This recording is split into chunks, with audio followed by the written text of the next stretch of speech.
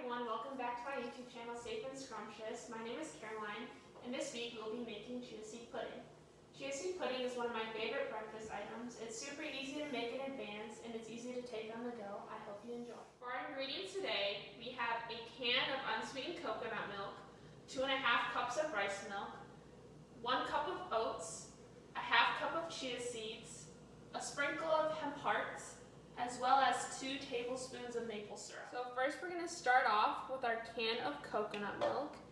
And before I took the lid off, I shook the can a little bit to incorporate the liquid as well as the coconut fat on top. So we're just going to get all of this out of the can.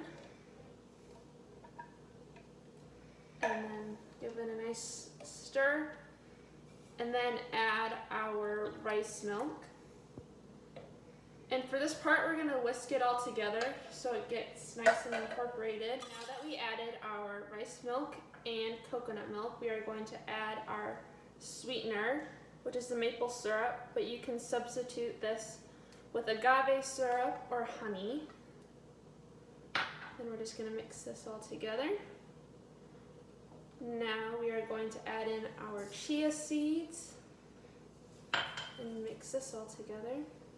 You can either do this with a whisk or a spatula.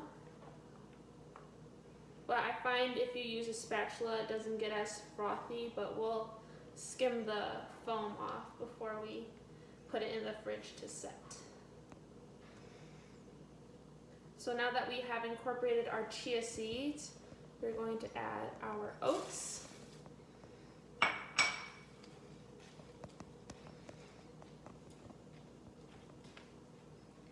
And our sprinkle of hemp hearts. And there we go.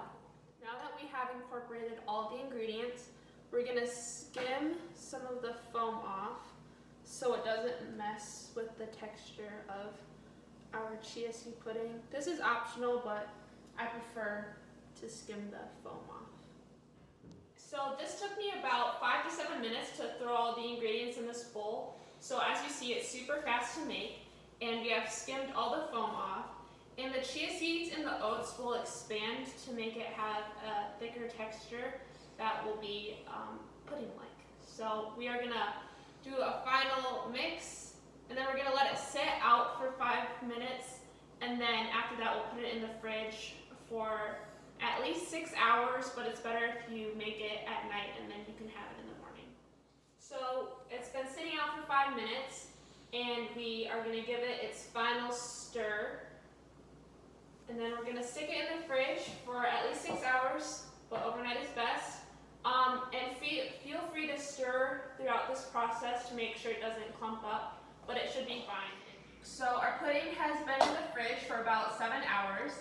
So I've gone ahead and dished it up. In this bowl here we have some of the pudding along with some berry smoothie that I'll show you how to make next week, and some fresh blueberries to top it off.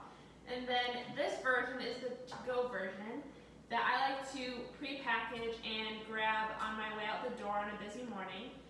These are both very nutritious, they are quick to make, and they keep you full till lunchtime. Thank you for joining me today. Don't forget to subscribe to my YouTube channel and follow me on Instagram at safe_and_scrumptious. I hope you have a nice day.